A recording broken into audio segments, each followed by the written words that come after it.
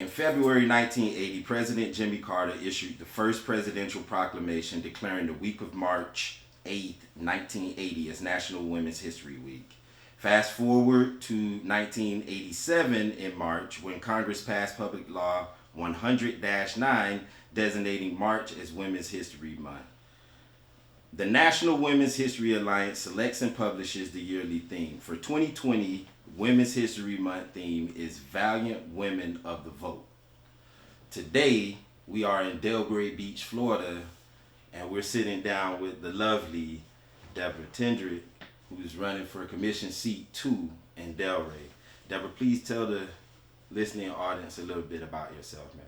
Well, my name is Deborah Tendrich, and I'm your candidate for the Delray Beach City Commission Seat 2. I have a beautiful 10-year-old daughter. I have a business called Eat Better, Live Better that helps kids and families get healthy within the community. I've served about 700 kids and families throughout Delray Beach and 7,000 throughout the county. I was in business development for a dental office for so many years, 14 years actually, where I built a practice from 500 patients and $200,000 a year to a multi-million-dollar practice, and now we served over 15,000 people with that dental office.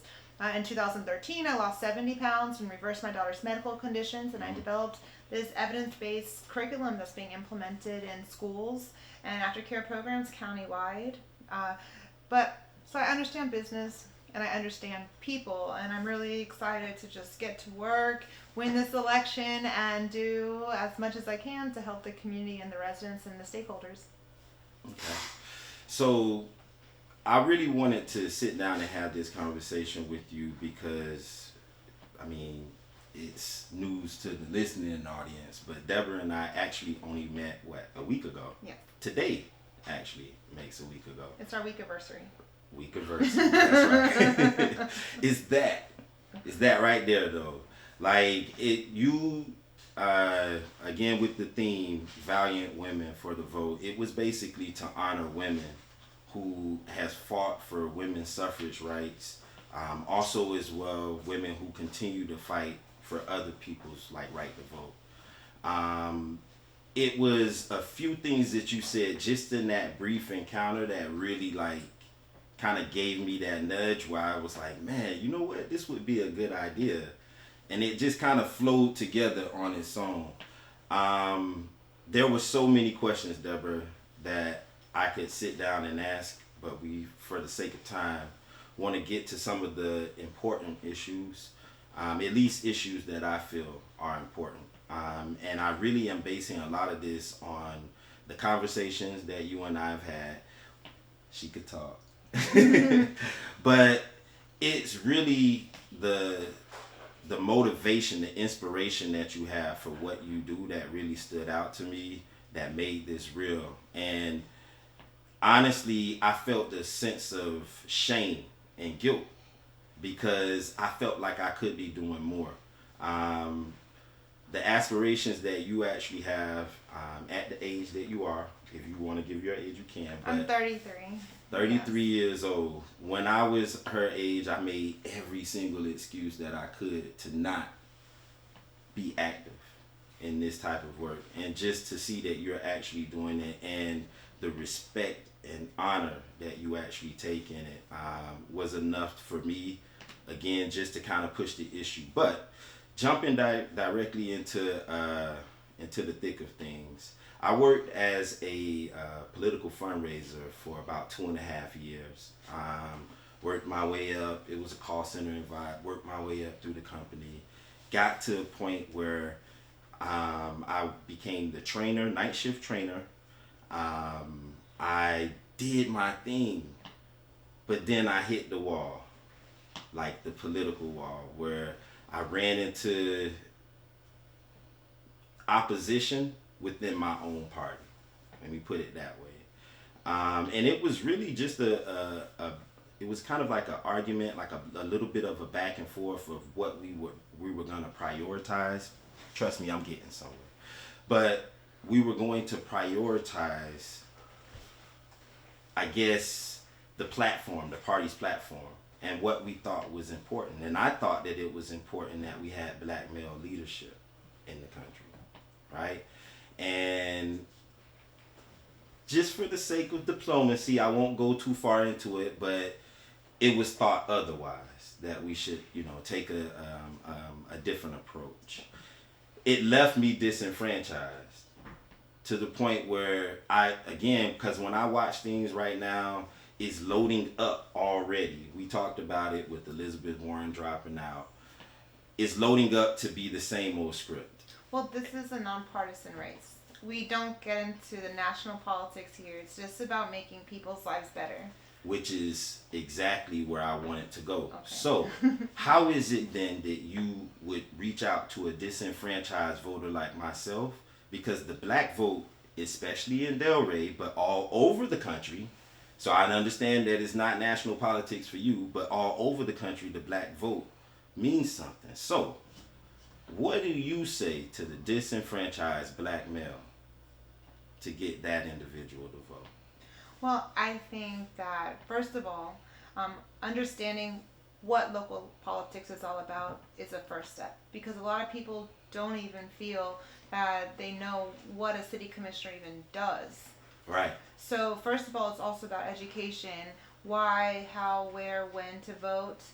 And we've also have the new, a lot of people don't even realize now that a convicted felon can vote. Right. And they've restored the rights. So there's a lot of education to be put out there, but right. also letting the community know that your voice actually does matter. And if so many people don't vote because they feel they don't, that's actually a disservice to the community. Because if everyone thinks, if you have a group of people who think that their vote doesn't count, I hear this black, white, Hispanic, it's not just one community, but we need somebody who's willing to just go and talk to people, show them that their concerns do matter, their concerns will be heard and be taken care of and validated. Because I actually am very familiar with what's going on right now, and the communities are getting a disservice from the cities because what happens is you'll have an entire community right. that needs a lot of opportunity, needs a lot of TLC and attention, and if they feel, I know personally that their community engagement isn't being heard. Right. So what would you say to a black male voter right now, disenfranchised? I don't want to vote. I don't care what you say. These people don't care nothing about me. It ain't going to change nothing anyway. I'm just completely jaded. Right. Mind you, remember, so not necessarily me, but kind of picture somebody in your head. So think of someone like myself who has participated before, but now I just don't agree with platforms. I don't see how none of this is going to benefit me, even on the local level. Local level politics affects your entire life more than anything. You elect people who care about your neighborhood in particular, your schools, your employment, the economic development, how many job opportunities can we create, the environment. So finding an elected official and supporting them that will give back to your community and cares about your community is really important. That's not necessarily there for special interests, but really there for the interest of making your life better. So it's very important to know who is running and what you think, and be able to tell your elected officials or who's running what's important to you to make the change in your life. And by doing that is how the change actually gets made, by electing people who will stand up for your neighborhood, your community, and make those changes possible. It's funny that you mentioned that. So do you believe in representation? I do. I think that representation is very important. I am a candidate who is the mother to a biracial daughter. I walk with everyone. I feel that I am able to represent every community, and if a community feels I'm not able to, I'm willing to learn how. I'm open to conversation. I definitely want to make sure that people feel confident and that they can trust me to understand what they're going through or find solutions to help. I'm glad that you said that as well. So it was that part of our conversation that we had, Deborah, that really, I think it was at that moment where I said, I think we're definitely onto something very, very beautiful. You specifically said, I don't know if you remember it, but she specifically, this was so the day after I met her, we were having a phone conversation trying to schedule up tonight. And she said specifically, who else would want to repair, wait, what was it? Repair race relations? Oh, yeah. What was, I don't remember the exact quote, but it was... If anyone wants to repair the race relations in Delray Beach, it will be me. Because I experienced it with my daughter. My daughter, as a biracial daughter, I'm tired of someone asking me what she's mixed with before they ask me what her name is. And, you know, I don't experience it to the extent of some people, but I do experience it to certain levels. As a minority woman, as a young woman. Listen, I'm sorry for jumping in, but I want you to speak freely. Truth is universal. And Right. You hear a lot of people say, speak your truth.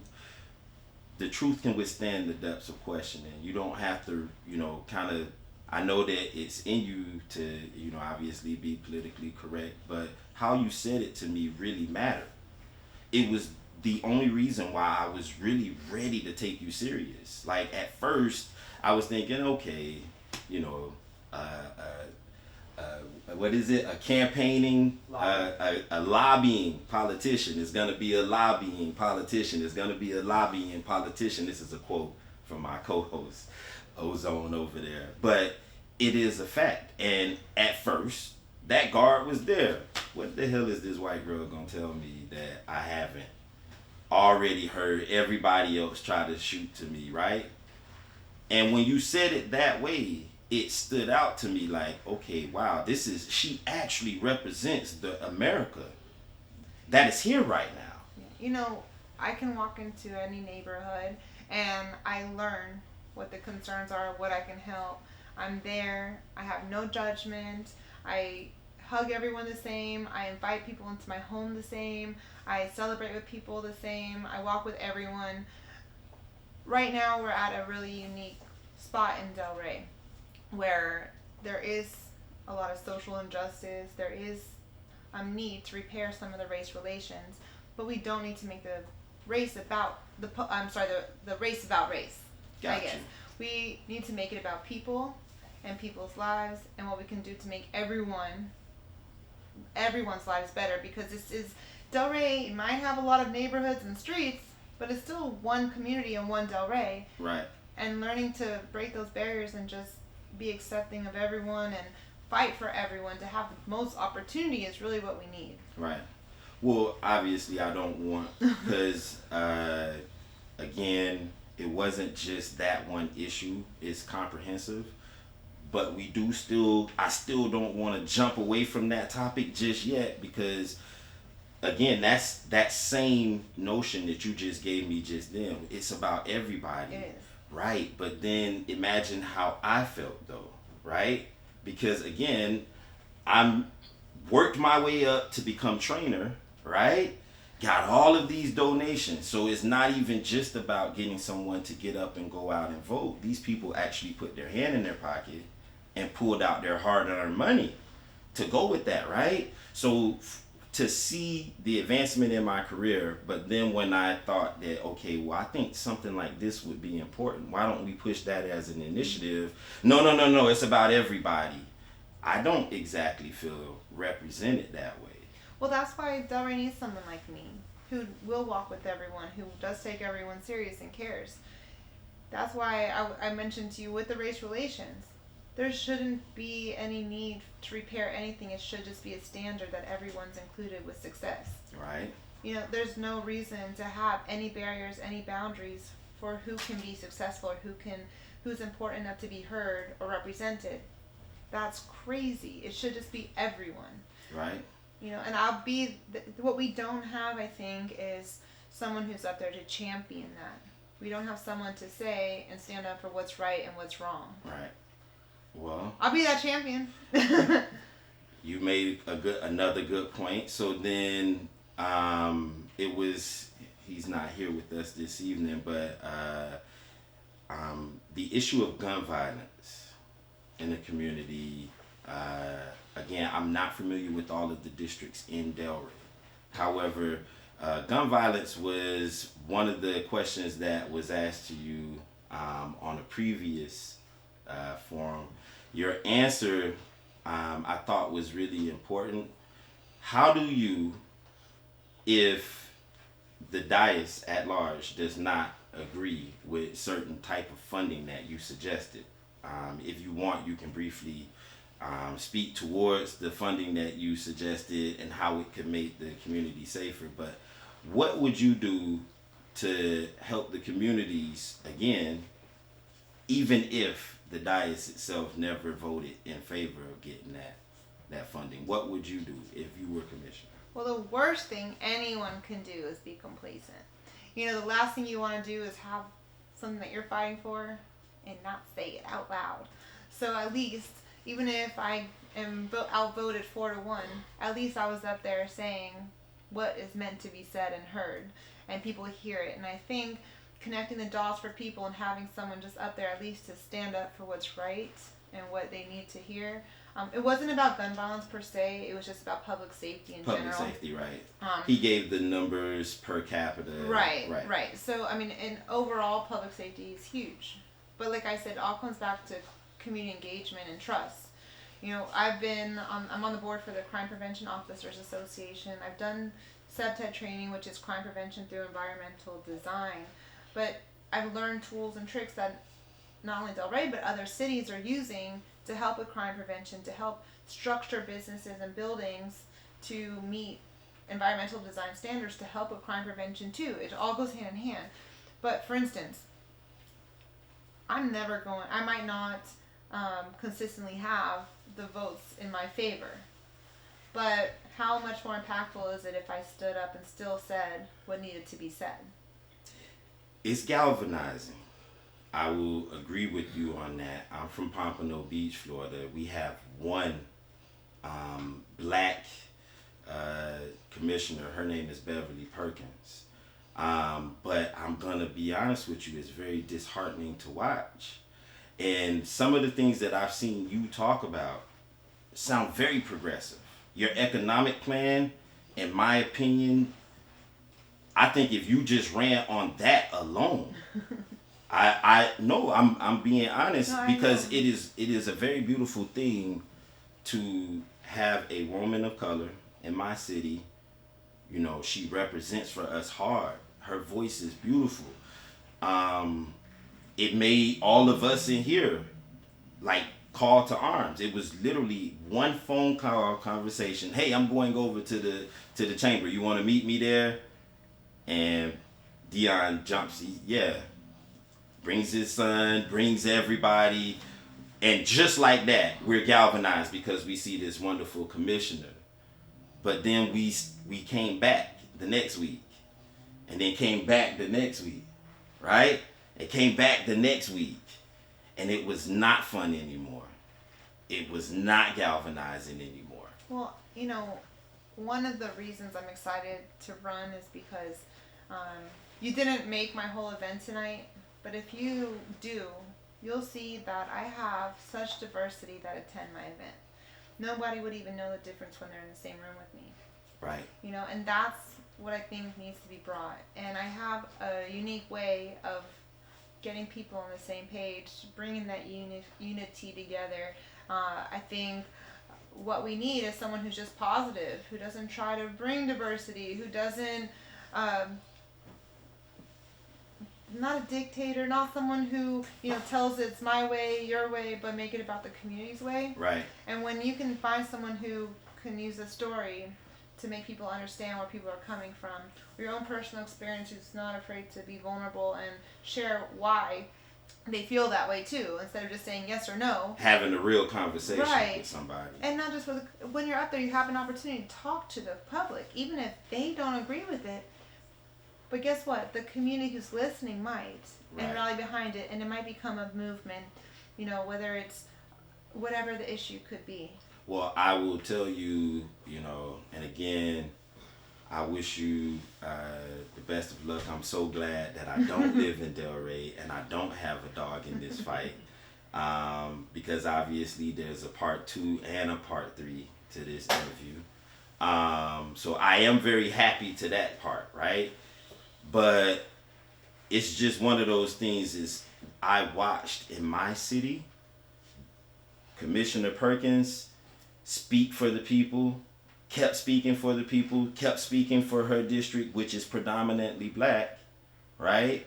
And then guess what happened? The other districts, and these are the families from the other districts. Am I lying? You bear me witness to that, Dion? I promise you, the other districts started, you know what? All of you up here are crooked. All of you are this, that. Well, Commissioner Perkins is the only one. She was the one that united all of the people, but still at the end of the day, knocking everything over. But still at the end of the day, it's a painful thing to see. So when you say that you're able to, it's not just about representing us, right? But then it's also it's your not peers, but it would, you know, it's first of all it's the rest of the dais that you would need. But it's also how you carry yourself when you're not just an acting commissioner. It's your actions leading up to your term. It's your when you're just being a mom, when you're just being a community activist. You know, you have to lead by example all the time. And, you know, I appreciate what you're saying, but imagine if nobody was up there saying anything. It's a point. You know, and it sometimes may take a couple of times for you to bring it up and get people to be on the same page and make it a movement. Nothing happens sometimes overnight with just like, oh great, it happened. Right? Sometimes things do take work, they do take grit, they do take, you know, I might have some grenades thrown at me, you know, because they don't like what I'm fighting for or something, but I'm having that now with the election, and I am fine. Right. You know, I don't mind that as long as the ultimate outcome, you know, is a successful community. You know, so everything is uphill. It takes work to get to the top, and I understand that. I'm not afraid of it. Right. I'm willing to climb, you know, mountains for all the residents. Right. And I'm not afraid of that. So, you know, I get what you're saying, but at the same time, that's like a very small point, because in the end, it takes time to build success, and it takes time to fight for it sometimes, and you just need to find people who are willing to do the work and fight for it. Excellent point. Welcome back to the Common Colored Conversation. We're here with Deborah Tendrich. So, this economic plan, I've been kind of building up to it for a long time, but talk to us a little bit about your economic plan and your strategy. Well, there's a few different things. First is, in order to make the businesses successful here in Delray Beach, we definitely need some policies in place to protect the small businesses and the people. And actually, if we find what we're lagging, then we can also make policies to help protect those businesses. We have a huge problem right now with rising rents and chains coming in. So I've seen other cities create business diversity policies and ordinances that would actually help protect them from being pushed out from these rising rents. And I think it would be very important for us to look and explore these different ordinances and policies that can actually help protect these small businesses. We also need business incubators to be brought into Delray Beach and partner with the Chamber of Commerce and different organizations that can really take that to the next level. Incubators are really amazing because what they do is they help kind of nurture and create and support mentorship, workspace, and help develop the business so they can be financially self-sustaining for years to come. And even with the current businesses that may be at a stopgap, also help, you know, mentor them to become more successful. But incubators have proven to be an amazing opportunity for small businesses to for entrepreneurs to really be successful entrepreneurs, because a lot of people don't have that support system to really know how or why. Go ahead. No, and so the incubators and accelerators and mentorship for knowing the how and the why, I think, is a I think one of the most key areas, well, not the why, but the how. Like, how do I start a business? How do I keep my business running? What are, the normal accounting practices that I must follow, or what strategy should I take with getting it started? Business plan development, sources of income, everything that you need to really be able to have your business thrive, and is what really people need to know. It's a guessing game if you don't have it, right? And sometimes you're going to do things wrong that could actually get you in trouble or lose money, and we don't want that. We want businesses. Actually, Delray Beach, the backbone is small businesses and grassroots. So why not support what we already have? Support local. Make sure our businesses and our organizations can count on the city to make sure that they stay successful. Support local, think global. Right. Elaborate a little bit. I know you spoke about the work in the community, but the think global part, where were you going with that? Environment. We have to be responsible with our success, right? Because we want to leave the community better. I mean, as a mom, I don't want to leave my daughter in a community that, is not environmentally friendly, because it's not healthy. So global is also staying connected to what's going on in the country and in other countries, to find out what steps can we do to support our local businesses so our local economy can thrive, but globally, while we can be create environmental sustainability, right, in order to make sure that we have long, healthy lives and environment for the years to come. But also, as far as economic development, the Florida Department of Education has an amazing apprenticeship and pre-apprenticeship program that I would love to find businesses within the community to sponsor this pre-apprenticeship and apprenticeship program. How that works is, I would like to encourage the city to give economic incentives for businesses to sponsor this program. Okay. What that does is, as young as 16 years old, these young adults and other adults, especially returning citizens from prison or right, jail, could actually be a big part of this program too. It'll be all-inclusive, but we partner with businesses throughout the community, everything from coding to IT work, because that has a huge, I think out of the unemployment rate, only 1% of people who do IT and coding are unemployed. Right. So that's a small number, and there's a huge need for that. Right.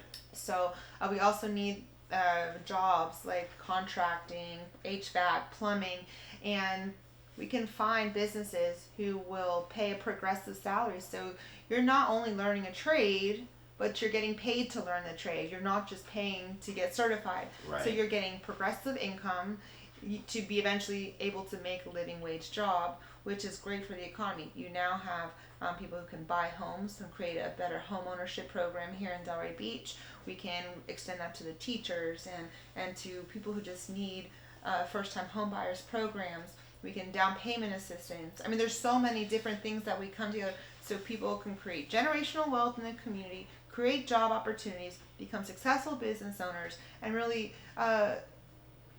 feel like the opportunities are there to be successful, set up for success. When you talk like that, I feel like you've been paying attention. Which is great, obviously, but it feels like, okay, you've heard the struggle now. There's a solution that's coming to it, which is great, but I also want to point out that this is not something that we haven't seen before. You remember the Beta Summer Youth Program, bruh? Back in the day, right? I started working for the first time, and this is Broward County, so I don't know if Palm Beach County has this, but I started working at 14 years old. It was a summer youth program. I had 2 jobs at 14, by the way. Listen, I didn't even want that one job at 14. Let's just start there, right? But I was a part of a small program that obviously did great things, but it was still small and it was still, compact. So it's just, and then not even just that. The solutions that you've given are all comprehensive solutions. It kind of seems like you're running away from the G word, gentrification. Yeah, I don't want that. We need to avoid displacement. Right. I was like dying. I was begging to hear you say it, but it's because I know it's one of those things where a lot of politicians seem to kind of like turn, or they'll give a fluff answer to, like, that's a real issue for some of us.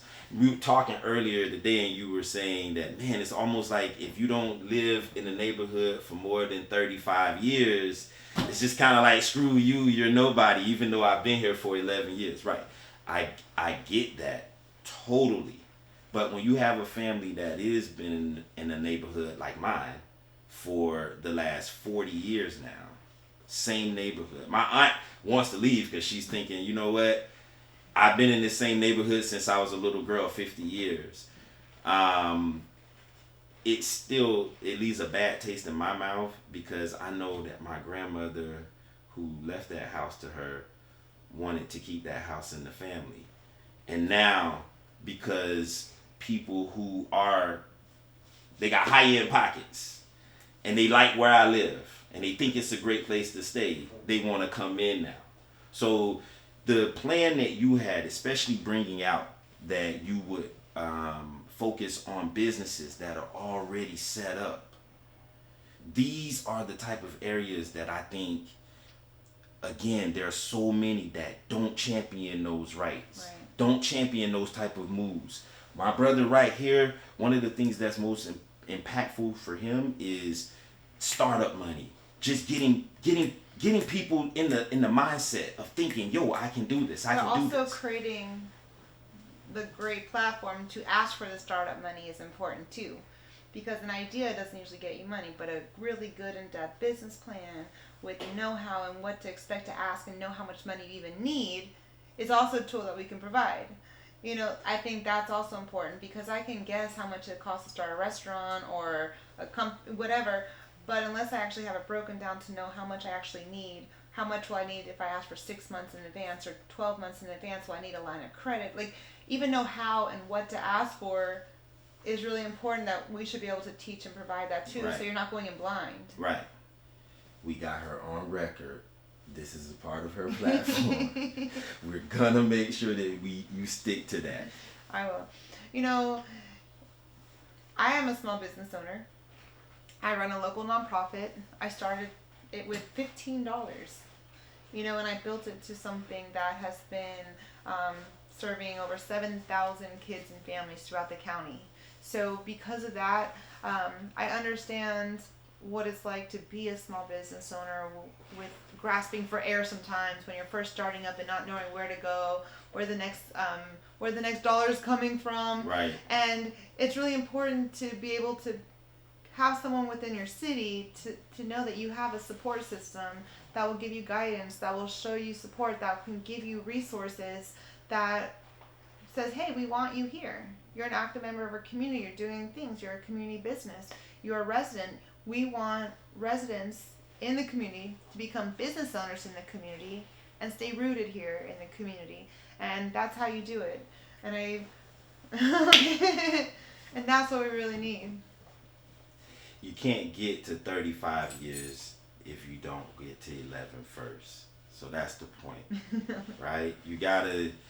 We want to build, you know, it's, the earth is spacious. We all can pick a place. But if we chose Delray, we don't want to just have to leave Delray just because somebody else can come and buy us out. No, I want to create opportunity. I want to make the residents feel, you know, encouraged to start businesses here, raise families here, to make life better here, make our schools A-rated, you know, to help bring the trust between the police and the residents, to create open dialogue, make sure that it's convenient for the residents and the business owners to reach to the elected officials, to get involved in the city decision-making processes. There's so many gaps, and I, you know, would love to help be that bridge. What's up, everybody? It's Mariano here with Deb Tendrich, CEO of Eat Better, Live Better. That's right. Let's talk about it. How did it start? What is it all about? What's the principle? Well, Eat Better, Live Better, I actually designed the curriculum after I lost 70 pounds in 2013 and reversed my daughter's medical conditions with just food. She had ADHD, borderline ADHD, sinus problems, skin rashes, kind of like eczema, headaches, and stomach aches, but all gone with food. Food was her medicine, no doctors needed, no shots, no nothing, right? Just food. So then I started talking to kids in schools and realized I wasn't making a difference. You need to create permanent change. That's why we go into the schools and work with the kids. So I developed an 8-week program that goes into the schools, aftercare programs, youth organizations, churches, and actually teach the kids to eat better and live better. Okay. It's fun, hands-on, interactive. 7,000 kids countywide we've worked with, and gave over 2,000 turkeys and meals to the community to feed. So our mission is to prevent, reverse, and reduce childhood obesity and other dietary related illnesses by providing nutrition, education, and healthy foods. Okay. In regards to your daughter's health conditions, prior to changing her diet, was she on any medications? She wasn't. What led you to food as the medicine? Where did you get the idea? It was an accident. It was an accident. What a wonderful accident. Yes. How did the accident happen? So I'm from Atlanta. What part? Well, a few places, but I was Roswell. And I went to high school in Lawrenceville. Oh, very cool. So what happened is I moved here, but in Atlanta, size 16 is average. You know, it's a different culture. Yeah, that it is. You moved down here to Florida, and you know, I was morbidly obese at 200 pounds, 5'1", right? Size 16. I just thought I was pleasantly plump, right? So the culture down here in South Florida is a lot different. People were telling me, oh, you know, you have a very pretty face, doesn't match the body, right? Kind of thing. And I didn't really care. I was very happy with myself. But I was working in a dental office at the time. And I would bring like my macaroni and my homemade pecan crusted cheesecake and all that stuff. And my boss at the time and my coworkers gained about 10 pounds each in about a month because of what I was bringing. And they said, you can't bring this food anymore. In fact, I want you to be healthier. Well, I was drinking a 6-pack of Coke a day. Oh, that's terrible. A honey bun heated at like 15 seconds, you know, so it's nice and warm, you know. But like, I was eating all these things that just terrible, you know. So I said, fine, I'll work out and eat right for 30 days. And when I tell you how much I hate it, you can never mention it to me again. So I actually started doing kickboxing, eating healthy, nothing from boxes or bags. Any item from a box or bag was removed out of my diet. Period. Okay. And even at that time, I still didn't know how to read a nutrition label. Okay. I just, you know, kind of learned that most things that are processed come in a box or bag, right? So I changed my diet, I started working out, and I fell in love with it in those 30 days. Awesome. And, you know, organically, my daughter started improving without me even realizing it. And then that's just kind of how it happened. My cholesterol dropped too. With your daughter, was it more of an elimination diet? You were just removing certain things, or was it just kind of cold turkey? Cold turkey. Yep. Starting from scratch. I'm like that. I do cold turkey. When I decide to do something, I just do it. Okay. That's like, I think, less than 8% of the population. Okay. But with most things, that's how I am. Like, if I just say, no more of this, I'm just done. You know, I feel that people don't invest in themselves like they would to build somebody else's business. For sure. You know, I agree. You know, it's kind of like, I'll show up to work every day, I'm going to do my job, I'll do overtime, but then when it comes to your body, you know, I almost want people who have a business mind to look at their food and how they treat themselves. Like, you have to approach it the same way. Like a small business decision. You have to approach it the same way. You know, okay, you might lose your job, but hello, you might lose your life. I kind of weigh the balance there. And if you look at each meal like a small business decision, a small life decision, maybe it's as simple as, oh, I have a salad, what dressing? Or, hey, I have a burger, maybe no bun today. You know, I mean, it could be small changes, but one small change a week is 52 small changes a year. Absolutely. So. Yeah, I think that the biggest part of that is making it more of a lifestyle than a diet. Diets are trendy; they come and they go. They're hard to stick to. But it sounds like you've kind of adopted a new lifestyle. Yeah. Is that right? Yeah. Are you still kind of in the weight? Are you still trying to lose weight? Are you still eating healthy? Obviously, your daughter is doing what she's doing. Yeah. Well, my daughter and I are both vegan. 100% vegan. Yes. 100% vegan. For how long? Since 2017. What protein sources are you guys getting? We get plant protein. Plant protein. Plant has a lot of protein. It does. Nuts and seeds. Mm-hmm. Basically, and beans have a lot of, but that's also plant protein. Mm-hmm.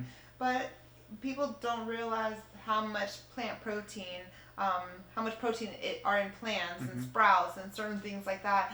People would just rather eat a steak or chicken, but the same amount of vegetable per ounce is about the same. How long have you been vegan for? Since 2017. Since 2017. Yeah. Hardcore vegan. Yeah. Haven't cheated. Yeah. Not one time.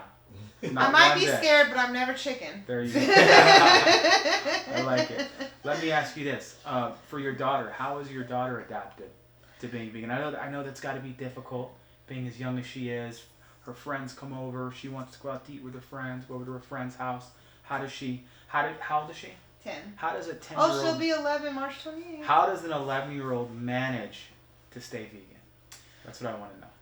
Because that's her life, and she's okay with that. If you, it's interesting when someone is groggy, headaches, or fatigued every single day, and then they're not, and then you eat something bad, and then it makes you feel that same way. Your body says, hey, that's not right, and you can identify that is what's causing it. Most people think fatigue is normal when it's not. Not at all. Headaches are not normal. Not at all. And so once you are able to understand what feeling good really feels like, and not just feeling like most people's feeling good is, because they took an Advil today. Right. I'm tired of people thinking that they have the headache because they forgot to take the Advil. That's not. Have you noticed that? Yeah, that's not the cause, right? And I think that's really just the problem in America as a whole, especially when it comes to food-related illnesses or just disease in general. We're a nation of disease management versus finding the problem at the source, right? The cause, the root problem. I'm a firm believer, man, that food is medicine, 100%. I mean, garbage in, garbage out. That's just the way it works. For people that don't know what a vegan is, I think there's a lot of confusion between vegetarians and vegans. What is a real deal vegan? Let them know. Okay, so no animals or animal byproducts. Including dairy. Well, that's a byproduct. Right. So no eggs, no dairy, no honey, Mm-hmm. no fish, no meat. Basically anything that comes from or made from an animal or produced by an animal or is off limits. Okay.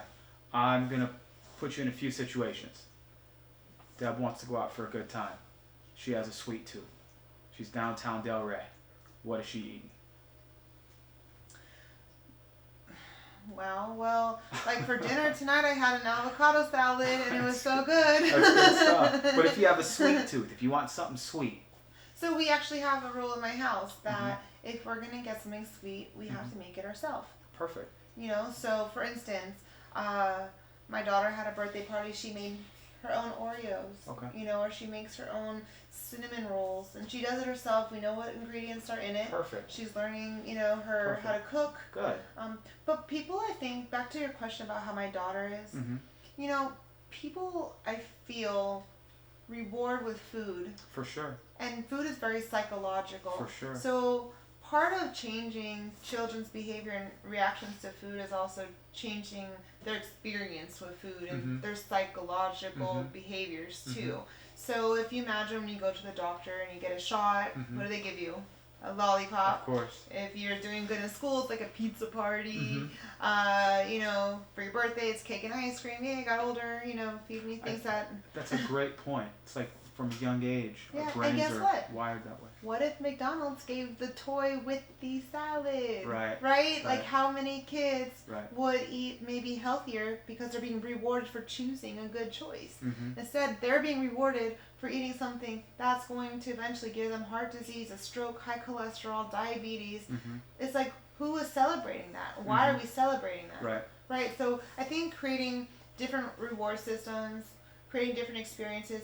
For instance, I work with these teens, Mhm. right? You go and actually, I'll talk about this one in particular child. She was 17, and what's interesting about her is she told me, Miss Deborah, I have this weird thing that no matter, she said, Miss Deborah, I can have an amazing home cooked meal in front of me. I'm sorry, she was 19, not 17, I think. And but I'll take it, throw it out, and go to McDonald's and get some like fast food. Mm-hmm. I said, well, have you met a drug addict before? She says, yes, my mom. Mm. And I said, okay, tell me about it. Long story short, the only time that she ever saw her mom was when her mom would, from the time she was like, I think 5 to 14 or 6 to 14, something like that. Mhm. Her mom would open the door, throw in some fast food, Mm. and leave. Mm. So the only remembrance of anything positive in her childhood when it comes to family or her mom Fast was food. the fast food. Right. So for her, getting rid of eating the fast food Mhm. was getting rid of the only good memory she had of her mom before her mom like overdosed and died, Mm. right? Mm. So people don't realize how psychological eating healthy is. Mm-hmm. And if you have to reward with food, eventually you don't know how to be happy without it, Mm-hmm.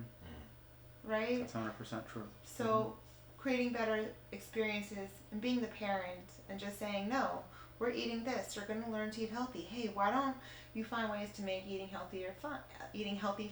Mm-hmm. You can, get broccoli and say, all right, we're going to make it 5 different ways. How do you like it the best? And from Mhm. now on, we'll eat it that way. Mhm. So there's ways to also get the kids included in the process of learning and enjoying to eat healthy Mhm. and reward different ways. Get stickers, Yeah, do an for sure. activity. Yeah. And have family dinners. Yeah, for sure. What What does a typical family dinner look like in your house? it depends on what we want. And the time of the year. Is there a lot Yeah. of variety in what you guys eat? Yeah, there is. There I mean, one of our favorite meals is in the lettuce wrap. We'll make roasted cauliflower tacos Mhm. with chipotle flavored lentils. Sounds So good. you can make, Make it health. fun, right? Yeah, you can make it fun, Right. flavorful. We make pasta but with zucchini noodles and. We have a Taco Tuesday night at my house too, and my wife and kids laugh at me because I do the lettuce wraps too. I'm not into the corn or the flour, so yeah. For people who've never had a taco with the lettuce wrap, y'all are missing out. Yeah, and instead of burger, you can use the collard wrap. Mm-hmm. So- Or just nothing, just the patty. Right, but actually, what I like to do is you don't even have to dirty a dish, which is really important for me. But you take a collard green leaf, Mhm. you cut the stem Mhm. so it's flat, and you hold it over. You get a pot of Hands water, right now? and you get a pot of water, and you steam it, and then you hold the leaf over the steam Mhm. for like 30 seconds. The leaf will get a little darker, and you can actually now wrap your burger in it. And it takes like 30 seconds. It's really fun. The kids like to do it. The kids like to also make the little zoodles Mhm. with the little spiralizing machine. Mhm. I mean, One last question. Okay. Routine. Do you follow a routine? Daily routine? And if Yeah. so, what does it look like? well, that's interesting because my routine changes seasonally because Okay. of, my schedule. We're in season, whatever season it is. What is the Busy routine? season? Whatever. Busy season. What does the routine look like? So I wake up. What time? Let's get specific, very precise. Get very specific. All right, so maybe 6 in the morning. I'm in the shower. I brush my teeth. I mean, how specific do you want to get? Keep going. Details. I always have a glass of water first thing when I Good. wake up. Good. You don't that- drink coffee or tea? Sometimes. Sometimes. But when I do, I make it. Okay. If I do coffee, I use a little almond milk or coconut Good milk. stuff. And I actually add a dark maple syrup to sweeten it, which is a Real fresh, quick, yes. Laird Superfoods makes a superfood creamer. I'm gonna recommend it to you. Okay, yeah. I'll check it out. And it's vegan free, gluten free. Check it out. All right, yeah, Laird. Laird. I'll look into it. Laird. Cool. So go ahead, back to the routine. Yeah, and then, during summer is my busiest time of year. I work with this year I'm thinking about 3,000 kids in 9 weeks. Oof, that's a lot of kids. Yeah. Bless you. Yeah. And so, from there, I have either prepared food or I have identified places and items on menus Gotcha. that I can eat around the schools around lunchtime. Perfect. So what I think is really important too is for people to study where they're going. So let's say you go to work. Well, now you can create a survey of the area within like a mile and a half. Do you know what we call that? We call that environmental mastery. Yes. Yeah. Yeah. So you learn what's around you and you identify things. Or if you're really trying to be healthy and you have a group like a lunch with the coworkers, you look at the menu before you get there, pick what you're eating, and refuse a menu when you get there. Yeah, for sure. Because what happens is when you see the menu, you get start like to wander. Yeah. Yeah. And so if you go there and you know what you want, you identify it, then you go there. Also, I always recommend people when they're learning to like vegetables and get healthy, is you can actually request the order your food is brought out. So let's say you are getting like a baked chicken with broccoli and corn. You can get like the broccoli and spinach first.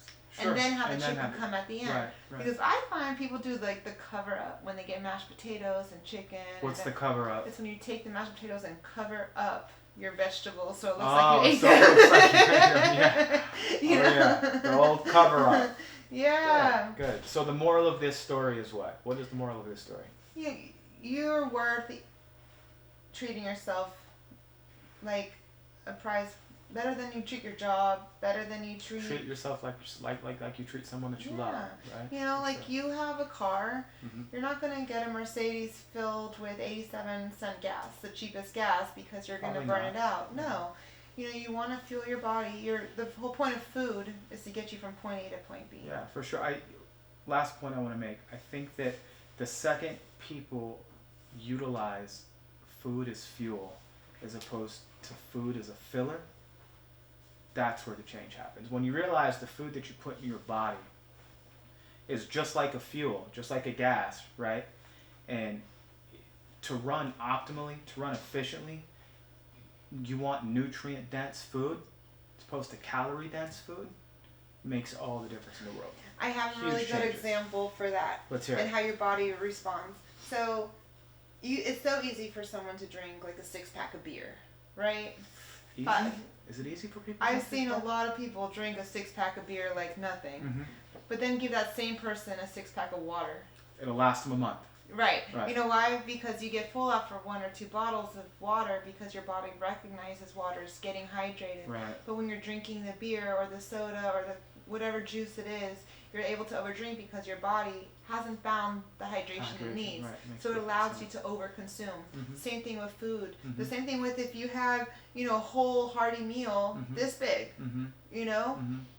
you would only be able to eat a certain amount because your body recognizes real food and gets full. Absolutely. Yeah, that same plate full of like chips and cookies. It's funny. I track my macros daily, right? And it's funny what 1,000 calories of good food looks like as opposed to 1,000 calories of junk food. Exactly. Maybe a small bag of Doritos, a little juice, and a candy bar, right? Nutrient-dense food, 1,000 calories, that's a whole plate of food. It's a whole plate of food. So yeah, listen, you're onto something. I appreciate your time. Keep it up. And I did want to let you know that we brought the cost down to sponsor kids to $26 a child. We have about 10,000 kids that we're trying to work with this year. We have enough money for over 3,000, but we're still raising money for another 7,000 That's kids. awesome. That's awesome. So, it's $26. People can visit our website too. What is the website? eblb.org. Again, eblb.org. Or you can call 877-434-KIDS. KIDS, and we would be glad to have you involved. We are looking for businesses to host fundraisers. We are looking for more locations to serve children. We're looking for volunteers. We give community service hours. We're looking for exposure. And we're looking for sponsors for businesses or people who just want to sponsor one kid or 100. We do have an event coming up. Actually, two. I'm going to do a plug. What happened? I have the Secret Garden Gala, which is taking place in Delray on April 18th, where it's not just a gala, but it's a magical experience in a real secret garden. Awesome. And each ticket actually sponsors 2 kids. You get a 12-course meal, open bar, free valet. Is that vegan food, vegan liquor? This is going to be both, but they're both going to be made by a chef that uses natural ingredients, fresh. Good. It's going to be a good quality meal. Good. But they're going to be flavorful. It's going to be tasty. Good. It's amazing. And then I have my 3rd annual 5K. We get Okay. about 600 people to come out. T-shirts, breakfast, finishers medals. This is a Mom's Day celebration, so Awesome. it's the day before Mother's Day. Awesome. Hope you can come out and Yeah, run. for sure. It's only 3 miles. You could walk it, run it. I don't care if you crawl across the finish line. But just showing up and being part of the movement, there's power in numbers. So. Awesome. Awesome. Eat better, live better. You guys heard it. Thank you so much for your time. Thank It's been a you. pleasure.